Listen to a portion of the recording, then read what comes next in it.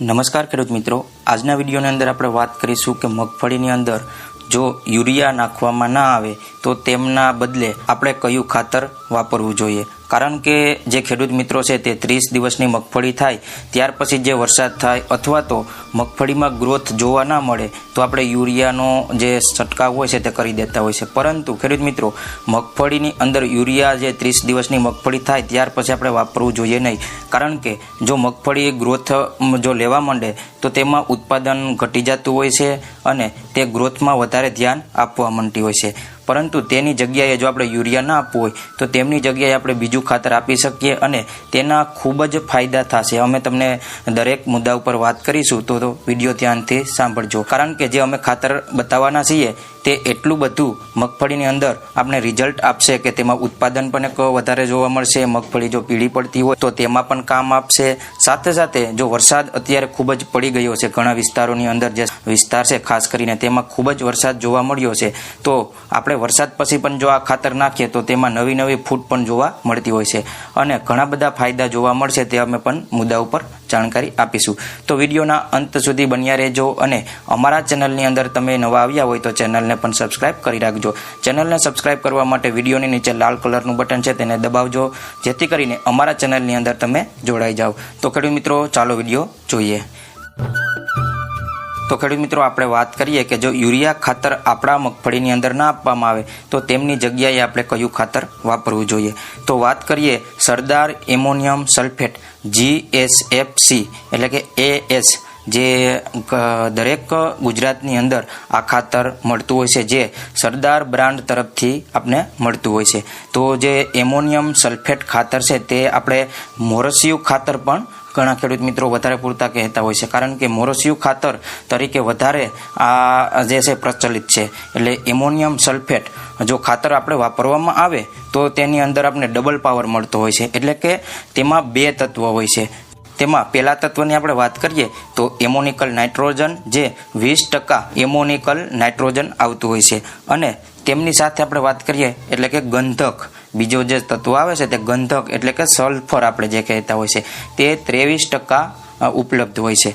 જો આપણે આ 2 તત્વો આપણે તેમાં મળે એમોનિયમ સલ્ફેટ ખાતરની અંદર તો ખાસ કરીને આપણે મગફળી ખૂબ જ સારી જોવા મળતી હોય છે, કારણ કે જે તેલેબિયન પાક હોય તેની અંદર સલ્ફરની ખૂબ જ જરૂર પડતી હોય છે। તો જો આની અંદર 23% સલ્ફર છે, તેથી આપણે મગફળી પણ એક સારામાં સારી જોવા મળશે। અને ફાયદાની જો વાત કરવામાં આવે કે આ ખાતર આપણે આપીએ તો તેમાં ફાયદા શું જોવા મળતા હોય છે, તો કે એમોનિકલ નાઇટ્રોજન હવામાં ઉડતું નથી। જે આપણે યુરિયા ખાતર આપણે આપીએ તો પૂરેપૂરું રિઝલ્ટ મળતું નથી, કારણ કે તે હવામાં ઉડી જતું હોય છે। સાથે સાથે જે મગફળી હોય છે તે યુરિયા આપણે આપીએ તો એક સાથે લઈ લેતું હોય છે, તેથી તેની ગ્રોથ વધારે જોવા મળતી હોય છે। પરંતુ એમોનિયમ સલ્ફેટ જો આપણે ખાતર આપીએ તો ખાસ કરીને આ જે આપણા મગફળીના છોડ હોય છે તે આ ખાતરને ધીરે ધીરે લે છે, તેથી ઉત્પાદન પણ એક સારું મળતું હોય છે। અને તેનો ફાયદો એ થતો હોય છે કે જે આપણે મગફળી હોય છે જે લાસ્ટ સુધી ઊભે ત્યાં સુધી આપણે આ ખાતર મગફળીને મળતું રહે।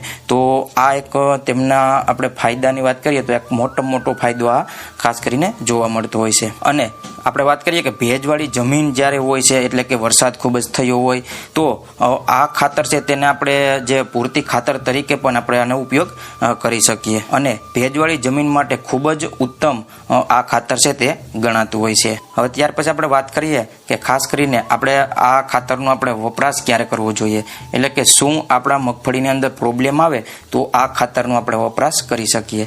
તો પહેલા મુદ્દા ઉપર વાત કરીએ કે વધારે ઉત્પાદન માટે પણ આ ખાતરનો ઉપયોગ આપણે કરી શકીએ। અને બીજા નંબર ઉપર વાત કરીએ કે મગફળી જે ખેડૂતોને પીળી પડી ગઈ હોય છે તો તે પણ આ ખાતરનો આપણે ઉપયોગ કરીએ તો મગફળી પીળી પડી ગઈ હોય તો તેમાં ગ્રીનહરી લઈ આવતી હોય છે। અને ત્રીજા મુદ્દા ઉપર આપણે વાત કરીએ તો વધારે જે વરસાદ થયો હોય ઘણા વિસ્તારોની અંદર તો આપણા જે જમીન હોય તે એકધારી ભેજવાળી અને તેમાં પાણી ભરાયેલું હોય તો પણ આ ખાતર છે તેનો ઉપયોગ આપણે કરી શકીએ। અને ચોથા ફાયદાની આપણે વાત કરીએ તો કે ખેતરમાં વધારે જે ખેડૂતોને પાણી ભરાયેલું હોય તો તે પણ ખેડૂતો આ જે ખાતરનો ઉપયોગ કરે તો તેમાં પણ એક મોટો ફાયદો થતો હોય છે, કારણ કે આ ખાતર આપણે આપ્યા પછી જે આપણા જમીનની અંદર પાણી હોય તેને પાણી ઉપાડવાનું પણ આ ખાતર છે તે કામ કરતું હોય છે. તેથી જે ખેડૂતોને પાણી ભરાયેલું હોય તે જરૂરથી આ ખાતરનો ઉપયોગ કરે. અને પાંચમા ફાયદાની વાત કરીએ તો કે મગફળીના વધારે ગ્રોથ માટે પણ આ ખાતરનો ઉપયોગ કરી શકીએ, કારણ કે જે ખેડૂતોને વધારે વરસાદ થયો હોય છે તે ઘણા ખેડૂતોને ગ્રોથ પણ જોવા નથી મળતો, તે ખેડૂતો પણ આ ખાતરનો ઉપયોગ કરી શકે છે. જો આ ખાતર આપશો તો ગ્રોથ પણ આ ખાતરથી મગફળીની અંદર જોવા મળશે. પરંતુ જો યુરિયા ખાતર આપણે આપીએ તો વધારે પૂરતો ગ્રોથ થઈ જતો હોય છે. તેથી આ ખાતર આપીએ તો વધારે ગ્રોથ પણ જોવા નથી મળતો, અને જે ખેડૂતોને ગ્રોથ ના હોય તે પણ ખેડૂતોને આમાં આ ખાતર આપવાથી ગ્રોથ જોવા મળતો હોય છે. તેથી આ ખાતરનો વધારે ઉપયોગ કરવો જોઈએ. અને વપરાશની વાત કરીએ તો અલગ અલગ જગ્યાએ અલગ અલગ જમીન પ્રમાણે આપણે 5 થી 10 કિલો સુધી આ ખાતર આપણે જમીનમાં આપી શકીએ. અને વધારે પૂરતા ખેડૂતોનો પ્રશ્ન અમને આવતા હોય છે કે સર અમારે આ ખાતર ક્યાંથી લેવું, આ દવા અમારે ક્યાંથી લેવી જોઈએ, અને અમને ઘણા બધા ખેડૂત ફોન પણ કરતા હોય છે. પરંતુ ખેડૂત મિત્રો, અમે જે જણાવીએ તે પ્રમાણે એક મુદ્દા ઉપર ધ્યાન રાખવું કે જે પણ અમે આ વિડીયો મારફતે તમને માહિતી આપતા હોય તે તમારા નજીકના એગ્રો સેન્ટર અથવા તો જે અમે કહીએ ખાતર વિશે, તો જે ખાતર વિતરક તમારા નજીકના હોય ત્યાંથી ઉપલબ્ધ હોય છે અને ત્યાંથી તમે લઈ શકો છો.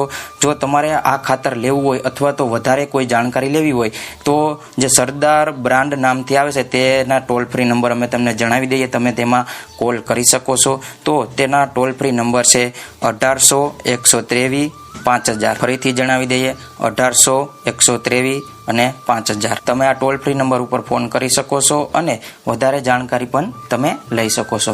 તો ખેડૂત મિત્રો, ખાસ કરીને જે આ વિડીયો અમારો તમને પસંદ આવ્યો હોય અથવા તો તમને